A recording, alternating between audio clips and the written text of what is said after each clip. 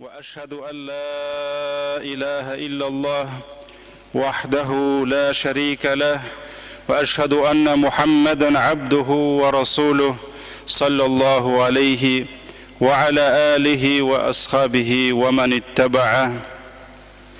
Barşalarımızны da yoqtan бар qılıb, bizlərni bilgili bir vaqtqa qadar şuşa jir üstüne sınav için urnaştırıb, bütün tiyayünni bizga xizmatga topshirgan, bizga ko'ru için ko'z, eshituv için quloq, o'ylaw fikrlaw için ong bilim bergan, bizlarga ni'matlarning da ni'mati bo'lgan iman, islom, Qur'on, namoz, ibodat ni'matlari nasib etgan, barcha mahluqlarin qiyomat kunida o'z huzuruna, o'z qarshina keltirib bastırışı, har qaysına hisob qilib, adil hukm etuvchi, kimnidir jannatli, kimnidir Allah saqlasin jahannamli etuvchi Rabbimiz Allah Taalaga ming shukr, maqtav ham ulug'lovlarimiz bo'lsin. Bizlarga shusha haq dinimizni o'rgatgan, o'zining har bir qilgan ishi bilan, o'zining adabi, axloqi bilan, o'zining turmush ravishi bilan har kimga o'rnak bo'lgan, bizning ishin ati-anilarimizdan, abi babaylarimizdan, bala anoqlarimizdan ham o'zimizdan da yaqin bo'lirga tiyish bo'lgan suyukli payg'ambarimizga ko'ngil turlarimizdan chiqqan duolarimiz Allohning salami ham salavati bo'lsin. Alloh subhanahu va taala Qur'oni Karimda bizni jir üstüne çıkan en hayırlı ümmet dedi, hem aytdi, kuntum hayra ummetin uhricet linnas. Siz kişilik dünyasına çıkan, qaşandır şu jir üstünde yaşayan en hayırlı halık, en hayırlı ümmet buldunuz. تأمرون بالمعروف وتنهون عن المنكر وتؤمنون بالله. Siz kişilerini izgilikке çağırasız, kişilerini yavuzluktan tıyasız, hem siz Allah Teala'ga iman getiresiz dedi. Allah Teala bizni en hayırlı ümmet etti. Hem bizning hayırlılığımız o'zimiz izgilikda bo'lib, boshqalarni da izgilikka undavda, o'zimiz eng alik yovuzlikdan tiyilib, boshqalarni da yovuz, yomon, buzuq ishlardan yiroqaytirga tirishuvimizdadir. Ham shuning bilan qalbimizda bo'lgan iymonimiz bilan kishilarni izgilikka undab, o'zimiz da izgilikning o'rnagi bo'luvimiz bilan kishilarni yovuzlikdan tiyib, o'zimiz da shusha haromlardan tiyiluda o'rnak bo'luvimiz bilan Alloh bizga daraja, Alloh bizga martaba berdi, islom ummatına izzat berdi, boshqa ko'p xalqlar qarshisida hurmat, ehtirom berdi. Dunyoni qachondir dir silkitib turuvchi ko'p xalqlarni, ko'p podshalarni İslam ümmeti karşında Allah Teala tuban kıldı. İslam ümmeti o'zining dini bilan izzat topdi. Dinin yo'qotgan sayın İslam ümmeti o'zining darajasini, o'zining buyuk ismini, o'zining izzatini de yo'qotib bordi. Ümmet o'zi izgilikdan yiroqayib, gunohlarga shuma boshlagach, alarning hayırlılıkları kite. Saflar zayıflana, Müslümanlar arasına türlü fitneler, nizaq, tarqavlık kilip kire, hem başka halklarının ko'ngillerinde de Müslüman ümmetine qarata qadir, hürmet, ihtiram hisleri bite. Elbette her bir narsaning ortunda sebep tura. Şuna göre eğer bir halk, bir ümmet ol güçlü iken, onun güçlü buluğu da tiktimalga tugul. Onun güçlü, kadirli, hürmetli buluğuna sebepler var. Hem ne şunun kibik. Eğer de bir halkının izzeti gitse, eğer de bir halkka qarata hürmet, ihtiram bitse, eğer de onun safları zayıflansa, моның да һич шиксез сәбәпләре бардыр. Һәм газиз кардәшләрем, кешегә килгән һәр бәланың башында Адам баласына, халык өстенә төшкән һәр бер хәсрәтнең башында иң элек кеше үзе, иң элек халык үзе тора. Кешенең ничек тырышуына, ничек үзгәрүенә карап, Аллаһы Тәгалә аңа булган үзенең нигъмәтен үзгәртә. Аллаһ Тәгалә Коръәни Кәримдә әйтте: "Залика بأن الله لم يكن مغيرا نعمة أنعمها على قوم حتى يغيروا ما بأنفسهم." Allah Teala aytты: Allah bir халыкка биргән нигъмәтен үзгәртүче булмады, үзгәртмәде, хәтта ул халык үзен үзе үзгәрткәнчегә кадәр ди. Кашан халык үзен үзгәртүгә беренче адымны ясый, Аллаһы Тәгалә ул халыкны bir adım үзгәртә. Халык икенче адымны ясаса, bir ишекне ачса, Аллаһ икенчесен ача, шулай иттереп, халык үзгәреп, адам кеше үзгәреп, Аллаһ ул кешене, ул халыкны, ул милләтне үзгәртә. Бу Аллаһ Тәгалә куйган һич үзгәрмәс, һич бетмәс закон, канун булып тора. Ничек итеп көн сайын Офуктан кояш күтәрелгән кебек, дөнья биткәнче бу канун яшәп киләчәк. Кайбер үзеңә якын булган кешеләрне шул кадәр үзгәртәсе килә. Аларны вагазлыйсың, төрледән төрле сәбәпләр уйлап табасың, кунакка чакырасың, үзең барасың, язып тоттырасың, телефонына җибәрәсең, барып сөйлисең, ләкин күпме генә тырышсаң да еш кына нәтиҗәгә ирешеп булмый. Кай вакыт күңелләр төшә, Аллаһ Тәгаләдән сорыйсың: "Я Раббым, менә мин бит синең ризалыгың өчен тырышам", һәм ул үзе дә үзгәрергә тырышкан кебек күренә. Ләкин бит җәмәгать, син белмисең, Аллаһ Тәгалә белә. Аллаһы Тәгалә ул кешенең чыннан да калбы белән, җаны тәне белән ул үзгәрергә телиме, һәм ул үзгәрергә тырышамы, әллә юкмы? Моны Аллаһ кына белә, син белмисең. Шуңа күрә Аллаһ Тәгалә яки аны үзгәртә, яки үзгәрүне ябып куя. Шуңа күрә сөекле Пәйгамбәрбез саллаллаһу алейхи ва саллям күпме тырышты Әбу Талибны үзгәртергә. Күпме тырышты аның калбына иман, таухид кертергә.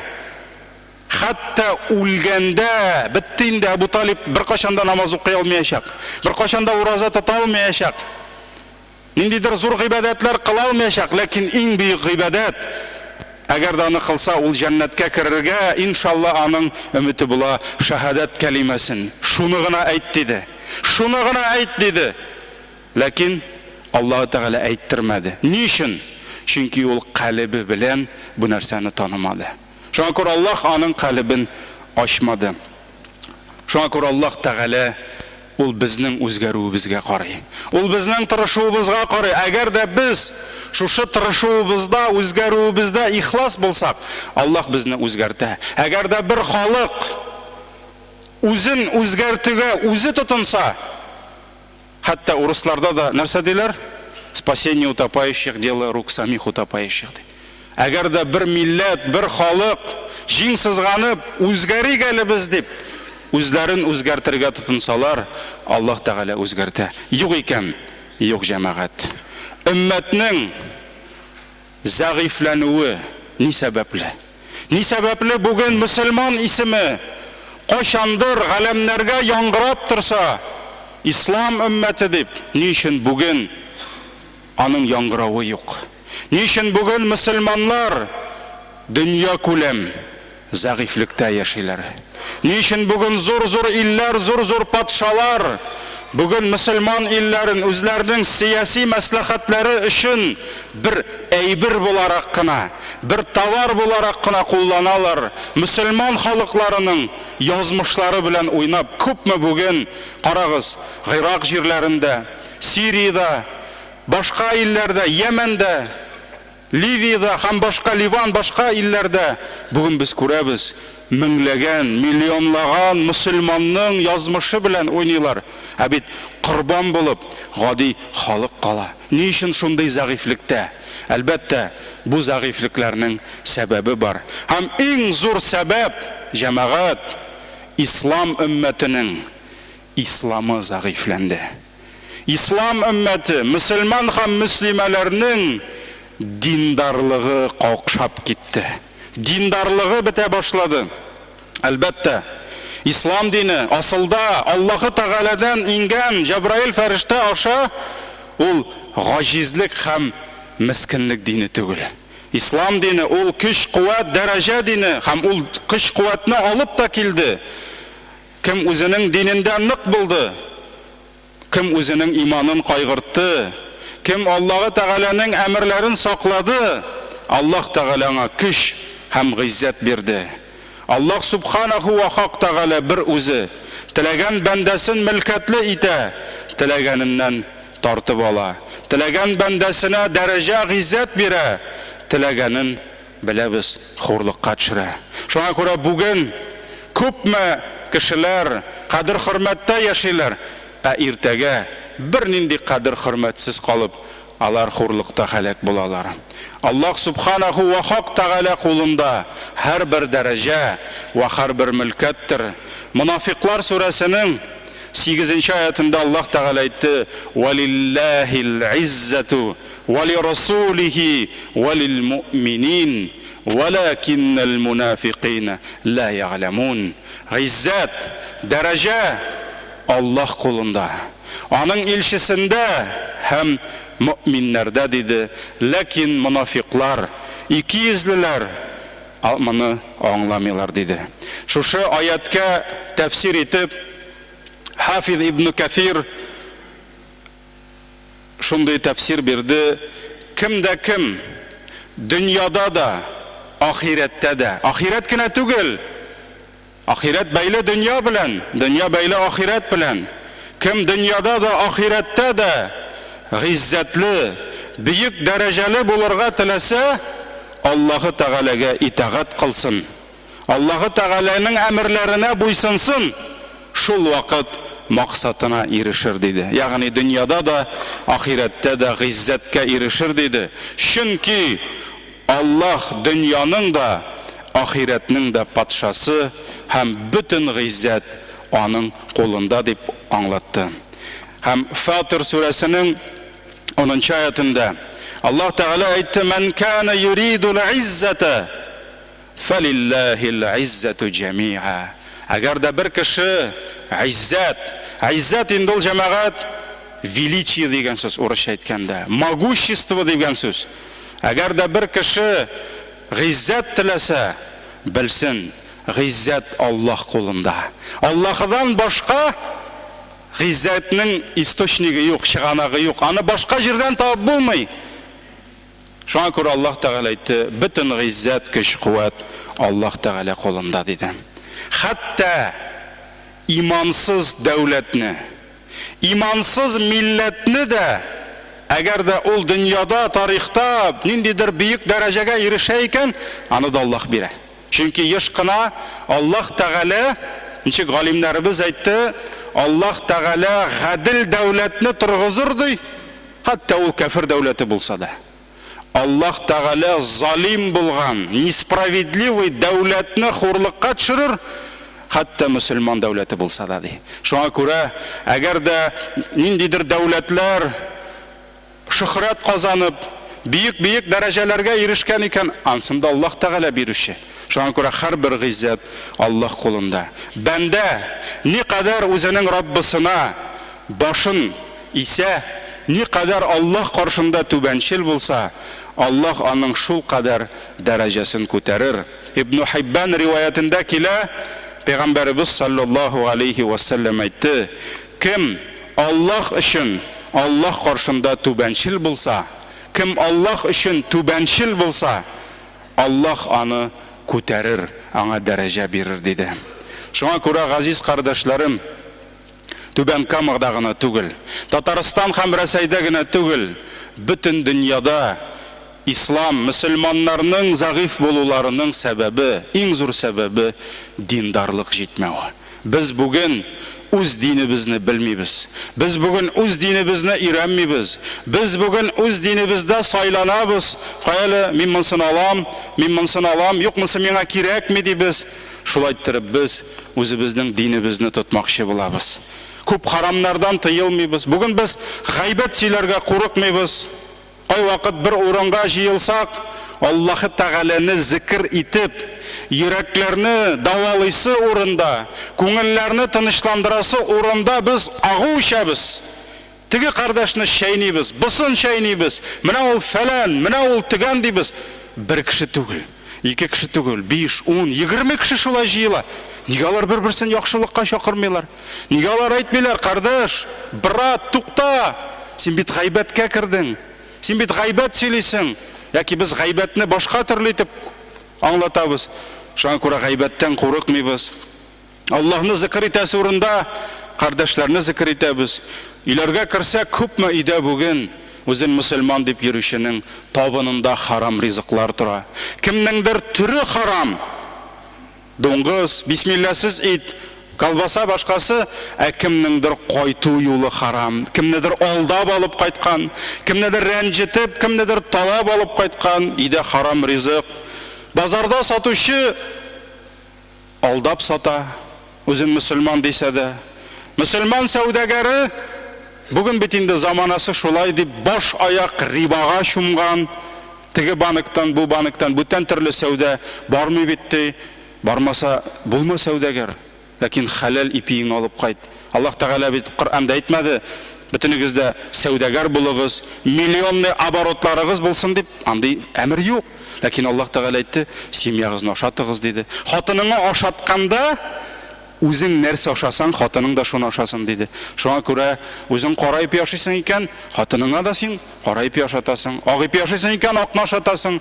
Ләкин норковый шуба яки зур-зур башка нәрсәләр дип Аллаһ әмер итмәде. Шуңа күрә табыныбыз халал булырга тиеш. Ризыгыбыз халал булырга тиеш. Шуңа күрә иң зур сәбәп безнең диндарлыгыбыз зәгыйф. Безнең тақвалыгыбыз зәгыйф. Шулай ук җәмәгать икенче сәбәп, зур сәбәп. Күп кешеләр бүген без Аллаһның куллары дип лаф ырсалар да, алар шахватларының кулы булудан кутыла алмыйлар. Һәрбер кешенең бар мине, нәфесе. Һәм нәфесләрне Аллаһ Тәгалә шулай яратты безне сынау өчен. Нәфес һәр вакыт ауша нәрсәгә? Шахват, страсть дигән әйбер. Һәм шахватлар алар күп. Аллаһ Тәгалә Коръәндә хәтта әйтте: "Зуйина лин-наси хуббу шахават." Кешеләргә дә шахватларны сөю, ярату шул кадәр зиннәтләнде дә. Иң беренче хатын-кызны әйтте. Кемдер хатын-кыз шахватыннан кутыла алмый, башын чыгара алмый, хатын-кыз кулы булып яши. Балалар, оныклар диде, хәтта балаңның кулы булып яшәргә мөмкин. Ул гыйбадат кылмый, чөнки минем баламны карарга кирәк, баланы кишитергә кирәк ди. Гыйбадат кылучылар кишит алмыйлардыр инде. Кантар алтын һәм көмешләр, ягъни кемдер байлык кылы, шахватын шул байлыкка биргән, кемдер кәнәфи урын, йомшак җылы урыннар кылы шулардан кытыла алмый, кемдер шөһрәт, дәрәҗә кылы, шуннан шахватын ала алмый. Шулай Аллаһ Тәгалә аятның дәвамында җылгыр атлар диде, нык тиз чабучы. Бүген инде ул тимер атлар, без утырып йөргән иномаркалар, башкалар, һәм әлбәттә шахватлар, җәмәгать алар күп. Алар замана үзгәргән сайын үзгәреп тора. Һәм күпме кешеләр бүген җәмәгать мин Аллаһның кулы дип, ияка нагъбуд ва ияка настагин дип Аллаһ каршына килеп баса. Күпме безнең кардәшләребез бүген мин сиңа гына гыйбадат кылам, һәм синең генә мин кулың булып синнән генә ярдәм сорыйм дип әйтәбез. Ләкин кем нәрсә уйлап тора шунда? Кем менә хәзер бүген җомга намазын укыганда Аллаһка ияка нагъбуд ва ияка настагин дигәндә кем нәрсә уйлап тора? Кем уйлап тора тегендә базарын? Кем уйлап тора тегендә атын? Кем уйлап тора семьясын? Кем башкасын?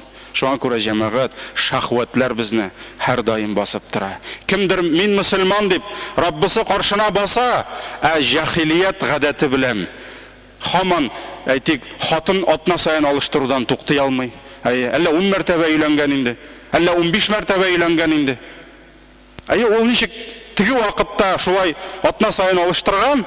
Хәзер ул мөселман, аңа зина кылырга ярамый. Ләкин бит никах халал, талак халал ди. Шуңа күрә братны яши дә кайтарып җибәрә, икенчесен алып карый, өченчесенә йортка кирип карый. Әни аермасын аның теге җахилият тормышыннан бу тормышта. Инде тапкан, никахын укыта, бер дусты тиз генә укып бирә, хәзрәткә килеп булмый. Хәзрәт бит сүгә, әле мин сиңа узган атнада гына никах укыган бит дип. Шуңа күрә нинди аерма барсың моның? Теге җахилият белән бу ислам исем астында эшләнгән җахилият. Әле моның зыяны күбрәктер бәлки, чөнки менә мин мөселман дип кияүгә чыктым диләр. Ул мине нәрсәшәтте диләр. Шуңа күрә җәмәгать тышта исламны күрсәтәбез, эчтә җахилият яши. Кемдер еллар буе намаз укып, ничә ел мәчеткә йөри, һаман тәмәке төсен ташлый алмый. Мин аңлыйм. Аракы белән тәмәкене үлчәүдә бергә куеп булмый. Аракының гынахасы күбрәк, сүз дә юк. Ләкин ярар бер ай тәмәке тартты, 2 ай, 3 ай. Ул 5 ел намаз укый, 5 ел тәмәкесен ташлый алмый. Ничек инде алай? Әгәр дә онкологиягә барып, онколог синең үпкәңә караганнан соң, абзый, үләсең.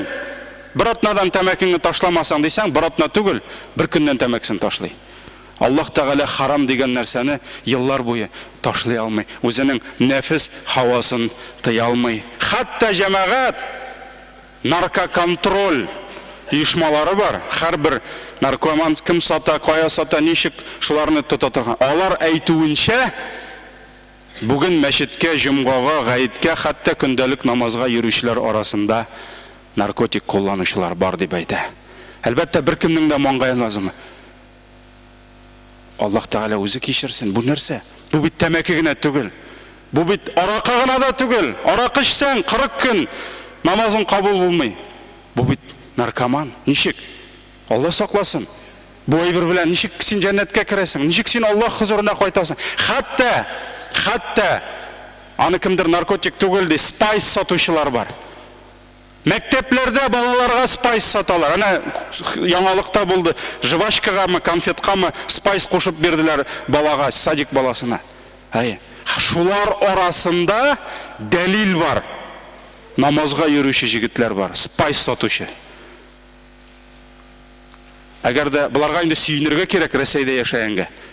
Булар Сауд Гарабстанында яшәсә, наркотик сатучының башын чабалар кылыч белән. Бу нәрсә? Бу бит нинди зур гынах. Бу нинди хурлык ислам өммәтенә.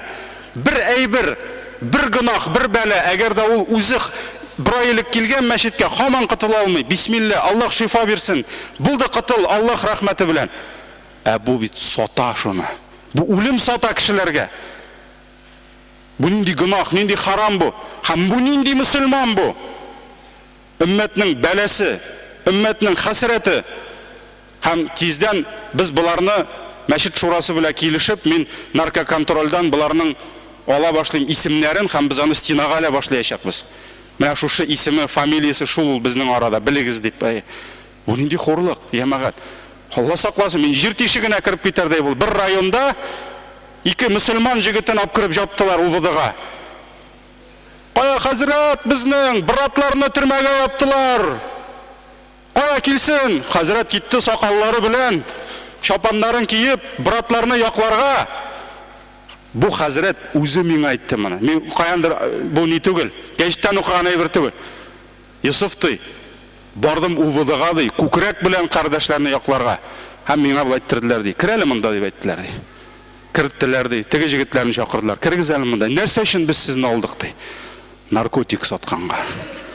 Җир тишегенә кирип китәрдә булдым ди. Нинди хурлык. Шуннан соң ничек барасың? Кемнедер якларга, җәмәгать.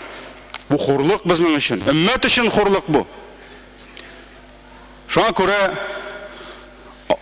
кеше мәчеткә килгәч, тышкы кыяфәтне үзгәртү ул җиңел. Әмма калбыңны үзгәртү. Калбыңны үзгәртү. Урамда, урам әхлагы белән йөреп, былай торып бармак белән мәчеткә керү җиңел. Сакалны да җибәрергә була, намазга да баса. Ләкин әле һаман синең бармакларың төшмәгән икән, менә булай икән.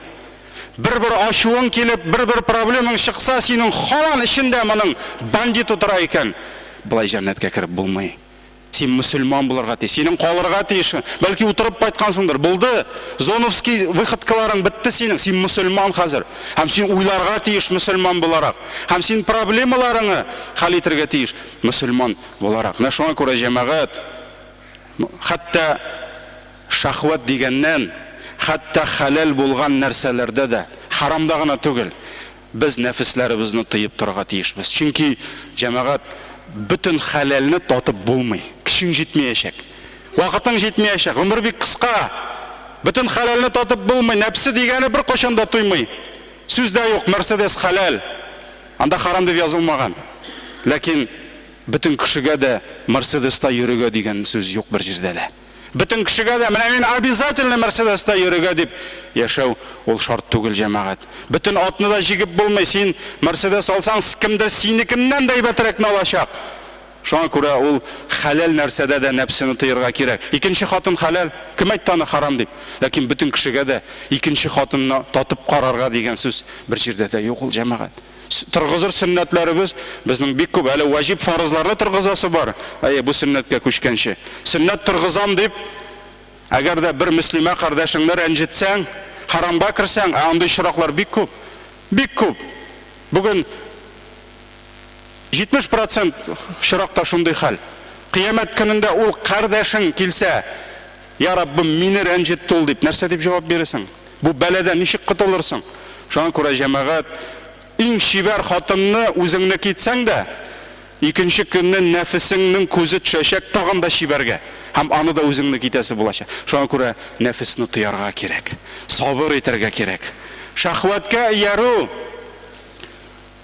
ол кішіні жаханнамға илті. Пейғамбарыбыз саллаллаху алейхи ва саллям жаханнам шахватлар білән әйләндірілген дейді. Хам өзінің нәфісін шахваттан тыйған. İnşallah ol Allah'ın cennetine koyta. Allah Teala aytdı: "Ve amma men khafa maqama rabbih ve nahan nefse anil hawa fa innal cennete hiyel ma'wa." Hem kimde kim özünün Allah'ı Teala karşına koytası gününden korktu. Nersegine işlese de, nersegine kolun sussa da ol oyladı, min Allah yanına koytaşakmın. Hem Allah karşında cevap tutacakmın deyip, hem şundan korktu, hem özünün nefisini şahvat havadan tıydı, nefis sırrı yok tıya. Allah'tan korkup, Allah rızalığı için, Allah Teala aytdı: "Fe innel cennete hiyel ma'wa." Cennet anın koytası yurt dedi. Vallahi cennet anın koytası yurt. Cennette anda Mercedes gerek mi cemaat? Анда тігі орамда көз түшкен қатын керек ме, хур қызлары янында. Шуңа көрә Аллах Тәғәлә бізге көп вақытта, хатта Аллах ризалығы үшін нәфісімізді біз халалдан да тыйырға тиіш. Хам шахватыңны тыя алмау, нәфісіңні тыя алмау, ол мұсылман үмметінің зағифлігінің зор сәбәбі болып тұра. Бірнеше сөз рус тілінде. Дорогие братья и сестры, в первую очередь я призываю себя, а затем вас к богобоязненности, ибо именно таква, богобоязненность является причиной счастья как в этом мире, так и в последующем вечной жизни. Сегодня мы говорим о слабости мусульманской уммы. Мы говорим о причинах слабости мусульманской уммы. Почему сегодня мы не слышим голос мусульманина? Почему, когда сегодня говорят ислам, мусульмане показывают вот этих головорезов, которые со словами Аллаху Акбар убивают тех же мусульман и мусульманок? Сегодня, когда говорят исламское государство, нам показывают мусульман, которые убегают вне мусульманские страны от мусульманского государства. Почему сегодня умма, имя великой религии, истинной религии ислам в таком положении? Мы не изучаем свою религию. Мы не знаем свою религию, мы погрязли в джахилию. Хотя мы в исламе, казалось бы. Да, иногда внешний облик у нас по-мусульмански, но, к сожалению, мы очень далеки от истинных знаний ислама. В мечети мы очень часто пытаемся показать себя в исламе, но часто мы не хотим пускать свет ислама на работу, где мы зарабатываем себе на жизнь. Мы не хотим пускать свет ислама на рынок, где мы торгуем, потому что мы очень часто мусульмане в мечети под светом ислама, но очень часто этот свет уходит на рынке, на базаре, когда мы обманываем людей. Мы не хотим очень часто пускать свет ислама в наши семьи, потому что мы хотим здесь быть мусульманами, а уже в наших семьях, среди наших близких, детей, жен, мы перестаем излучать свет ислама. Мы не знаем и не изучаем жизнь вечную. Мы ничего не знаем про рай. Многие мусульмане не знают про ад, про судный день, ради которого Аллах сотворил нас. Мы сотворены не для этой жизни. Мы не сотворены не для этой дунья. Мы здесь все временные гости, и наша вечная обитель там, но у кого-то это рай, у кого-то это ад, и мы не знаем про это. Для многих, которые забывают жизнь вечную, которые не знают, что такое жизнь вечная, для них жизнь мирская превращается в святую святых. Они начинают поклоняться этой жизни, и религии продолжают существовать нас до тех пор, пока не сталкивается наша религия с нашими мирскими интересами. Когда от ислама есть польза, мы мусульмане. А когда вот здесь нет пользы для нас от ислама, тут и хадис нам не нужен, тут и аят мы забываем. А когда нам где-то что-то нужно для себя, и хадис мы знаем, и аят прекрасно помним. Посланник Аллаха, саллаллаху алейхи вассалям, сказал: придет время, то есть тогда еще этого времени не было. Тогда еще такого положения у мусульман не было. Поэтому он сказал: придет время, то есть в будущем, когда народы накинутся на вас, как ненасытные животные накидываются на блюдо с едой. Как ненасытные накидываются на блюдо с едой. Тогда посланника спросили сподвижники: «Я Расуль Аллах, почему так? Нас будет так мало в этот день? Это из-за нашей малочисленности?» Посланник Аллаха ответил: «Нет, в тот день вас будет много. Мусульман будет много, но вы будете подобны пене в потоке воды». Вот есть море и есть пена, которую то налево, то направо. Никому не нужна пена. Аллах уберет почтительный страх к вам из сердец ваших врагов и бросит в ваши сердца вахан. И тогда сподвижники спросили: «А что такое вахан, я Расуль Аллах?» Посланник Аллаха ответил: «Это чрезмерная любовь к мирскому, к этой дунье, и неприязнь, ни желание смерти». Этот хадис передает нам Абу Дауд. Почему мусульмане, мы сегодня в слабости? Потому что мы рабы этой дунья. Потому что для нас в первую очередь наши мирские интересы. Мы боимся в один прекрасный день умереть, и мы боимся вернуться к Аллаху. Но не потому, что мы боимся Аллаха из-за наших грехов, потому что нам жалко расставаться с этой жизнью. И если вернуться от мусульманского мира к нашему небольшому миру, Нижнекамской умме, то наша умма не исключение. В последние годы я как имам очень часто анализирую, мы с каждым годом все больше и больше теряем свои позиции. Мы больше и больше теряем свои блага, которыми Аллах Тааля когда-то нас, альхамдулилля, облагодетельствовал. За последние годы мы потеряли мадресе. Около 60 студентов из всей России мы обучали, но мы потеряли мадресе. Мы поплакали полмесяца, 2 месяца, потом мы забыли, что у нас мадресе есть. Сколько групп нравственности, которые мы с трудом открывали в садиках, дошкольных учреждениях, сегодня они распались. И не потому, что кто-то на нас там давил, нажимал, проверял, а потому что мы перестали водить туда наших детей.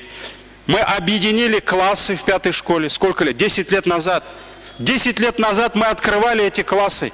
И чтобы открыть классы, мы, помните, мы нанимали автобус за 90 тысяч в месяц.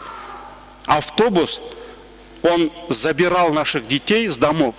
Потому что кто-то сказал, для нас 5-я школа это далеко. Мы не хотим туда возить. Мы им сказали, вот вам автобус. Каждый день вашего ребенка мы будем забирать, потом привозить. 90 тысяч, это никто не знает, откуда мы это брали. Аллах знает. И те, кто давал это деньги. Понимаете? И сегодня у нас объединили эти классы, большинство классов. Да. И мы должны понять, если бы если бы не мечеть, не мусульмане, то 5-я школа давно закрыла. Это мы спасли эту школу. Но, к сожалению, и руководство иногда этого не понимает.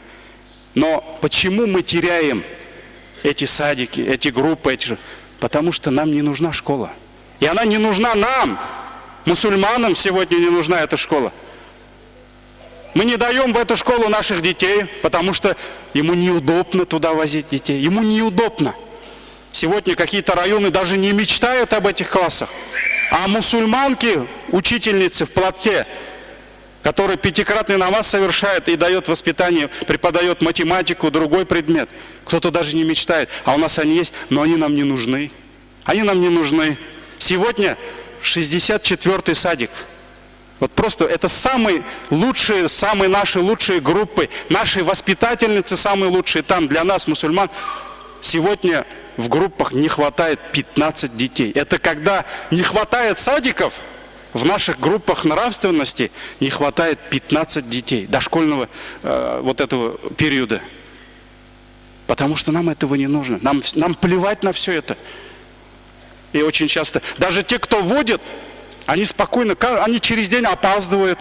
Если говорят, там приходите к 8, они приходят к 9, к 8:30.